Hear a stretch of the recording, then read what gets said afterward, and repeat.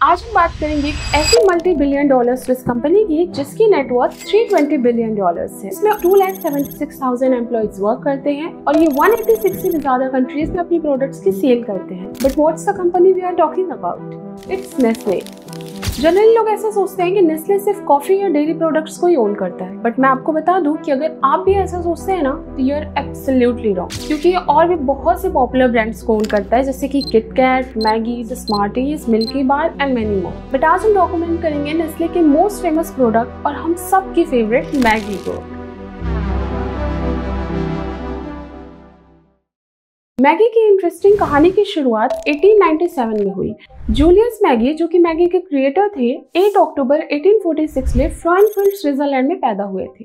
Julius जब 23 साल के थे तभी उन्होंने अपने पापा के साथ उनके फैक्ट्री में काम करना शुरू कर दिया।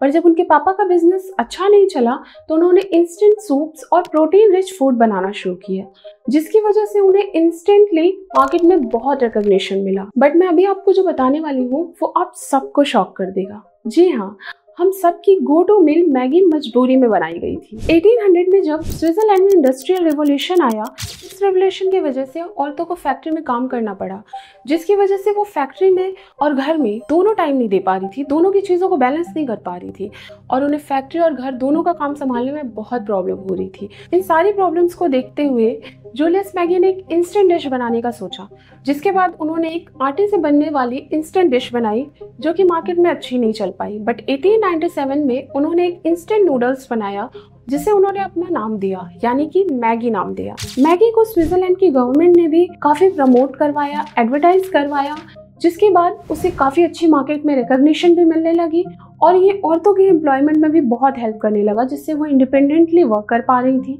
और वो औरतें जो फैक्ट्री और घर दोनों संभाल रही थी, उनके लिए भी ये काफ़ी ज़्यादा इजी हो गया कि वो दोनों चीज़ों को इक्वली बैलेंस कर पाए। बट ये मैसिव सक्सेस सिर्फ स्विट्जरलैंड तक ही नहीं थी। 1912 तक मैगी काफ़ी ज़्यादा ग्लोबली रिकॉग्नाइज हो चुकी थी, जिसके बाद जूलियस मैगी ने पेरिस, लंदन, अमेरिका, वेना जैसी कई सारी कंट्रीज, सिटीज़, इन सब में अपने मैगी के ब्रांड्स को खोला। यहाँ पे अपनी फूड चेन एस्टेब्लिश की, जो कि काफ़ी अच्छी चल रही थी। But at the main time Julius Maggi की डेथ हो गई। उसके बाद नेस्ले ने मैगी ब्रांड और उनके अदर प्रोडक्ट्स को खरीद लिया और तब से लेकर आज तक मैगी सिर्फ और सिर्फ अपनी सक्सेस की हाइट से टच करता जा रहा है। आप सबको अभी तक की स्टोरी से ये लगा होगा कि यार मैगी की जर्नी तो कितनी ज्यादा स्मूथ और इजी गोइंग थी। बट मैं आपको बता दूं कि नेस्ले को मैगी को इंडिया में पॉपुलर बनाने के लिए बहुत ज्यादा पापड़ बेलनी पड़ी, बहुत मेहनत करनी पड़ी है। एक्चुअली उस टाइम पे जो इंडियंस की ईटिंग हैबिट्स थी, जो फूड कल्चर था यहाँ का, उसमें मैगी कहीं पे भी सेट नहीं बैठ रही थी और इस वजह से मैगी को कोई भी पॉपुलैरिटी नहीं मिल रही थी और वो इंडिया में सिर्फ और सिर्फ फेलियर ही फेस कर रही थी। बट 1991 में लोगों की ईटिंग हैबिट्स चेंज हुई, यहाँ का फूड कल्चर चेंज हुआ, जिसकी वजह से थोड़ी रिकॉग्निशन उसी मार्केट में मिलने लग गई।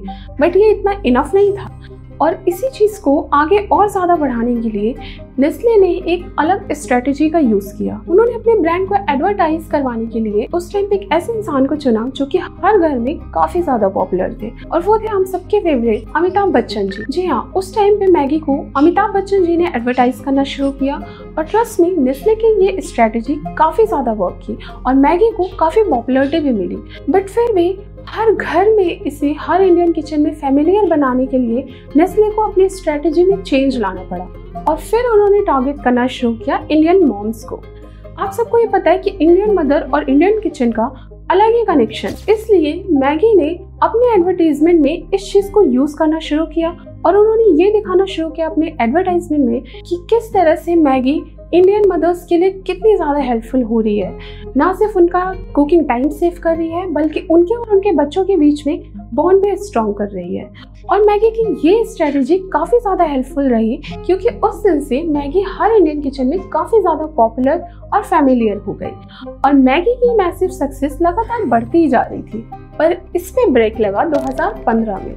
जी हाँ, 2015 में मैगी के स्टारडम को इफेक्ट किया FSSAI के एक स्टेटमेंट में, जिसमें उन्होंने ऐसा बताया कि मैगी में मेजर अमाउंट ऑफ लेड पाया गया है और सेफ्टी और सिक्योरिटी गाइडलाइंस के अकॉर्डिंग वो नो MSG मार्क पर भी नहीं है, जिसकी वजह से मैगी को कम्प्लीटली बैन कर दिया गया इंडियन मार्केट्स में और उसकी पॉपुलैरिटी ग्राउंड लेवल पर आ गई। बट 2016 में #MissYouMaggie के साथ मैगी ने वापस से कम बैक किया और उन्होंने ये स्टेटमेंट भी दिया कि अब उनकी सेफ्टी और सिक्योरिटी गाइडलाइंस काफ़ी ज़्यादा स्ट्रिक्ट हो गई हैं और उनके फूड्स पूरी तरह से सेफ हैं।